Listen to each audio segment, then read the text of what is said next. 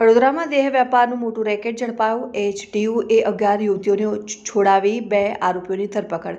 Master mind મહિલાએ દેહ વ્યાપાર ચલાવવા ગુપ્ત ભોંયરું બનાવ્યું ને ત્યાંથી ભાગી ગઈ. ઘરમાં ગુપ્ત માર્ગ જોઈને પોલીસ પણ ચોંકી ગઈ.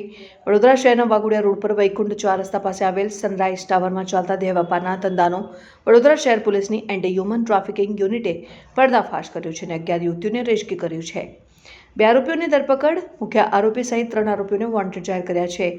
એન્ટી હ્યુમન ટ્રાફિકિંગ યુનિટના યુવરાજસિંહે કપુરાએ પોલીસ સ્ટેશનમાં નોંધાવેલી ફરિયાદ પ્રમાણે એન્ટી હ્યુમન ટ્રાફિકિંગ યુનિટની ટીમને મળેલી ગુપ્ત બાતમી મુજબ ચંદ્રિકાબેન ઉર્ફે રીટા બાબુભાઈ શાહ આર્થિક લાલચ આપીને પરપ્રાંતીય જરૂરિયાતમંદ યુવતીઓને વડોદરા બોલાવીને પોતાના ફ્લેટમાં રાખતી હતી અને ઈચ્છુક ગ્રાહકો સાથે 1200 થી 1500 રોકડા રૂપિયાની લેવડ દેવડ કરી અનૈતિક દેહ વ્યાપાર કરાવતી. દેહ વ્યાપાર ચાલતો હોવાની બાતમી મળતા ઉપરી અધિકારીઓના માર્ગદર્શન હેઠળ એચટીયુ ટીમે રેડનું આયોજન કર્યું. રેડ દરમિયાન ફ્લેટમાંથી 11 યુવતીઓને છોડાવવામાં આવી હતી અને વધુ તપાસમાં જાણવા મળ્યું કે મુખ્ય આરોપી ચંદ્રિકા ઉર્ફે રીટા ધરપકડ ટાળવા ગુપ્ત રસ્તાઓનો ઉપયોગ કરતી હતી અને ગ્રાહકને ફ્લેટમાં પ્રવેશ આપીને સોદો પતાવ્યા બાદ મુખ્ય દરવાજો તાળું મરાવી દેતી હતી અને પોતે ગુપ્ત માર્ગે ભાગી જતી હતી.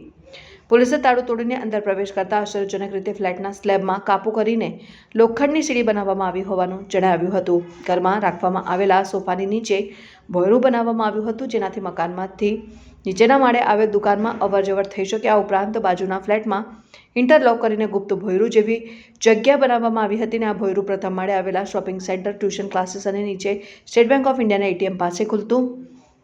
ફરાર આરોપીઓનો પહેલા પણ દેહ વ્યાપાર અને માનવ તસ્કરી સંબંધિત ગુનાઓમાં ઇતિહાસ છે, જેમાં પાણીગેટ પોલીસ સ્ટેશનમાં ઇમોરલ ટ્રાફિકિંગ પ્રિવેન્શન એક્ટ તેમજ પોક્સો એક્ટ હેઠળના ગુનાઓ નોંધાયેલા છે. રેડમાંથી રોકડા રૂપિયા 4100 અને 2 મોબાઈલ ફોન, નિરોધકો, એપલ લેપટોપ અને વિવિધ નામના 11 લાઇટ બિલ સહિત કુલ રૂપિયા 44100નો મુદ્દામાલ કબજે કરવામાં આવ્યો છે.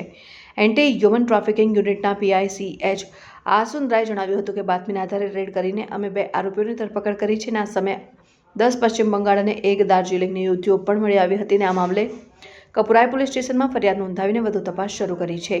સરોજકુમાર લક્ષ્મી પદામાલ, જીગરકુમાર રાજુભાઈ માછી, ચંદ્રિકાબેન ઉર્ફે રીટા બાબુભાઈ શાહ, સ્મિતકુમાર સતીશકુમાર દરજી.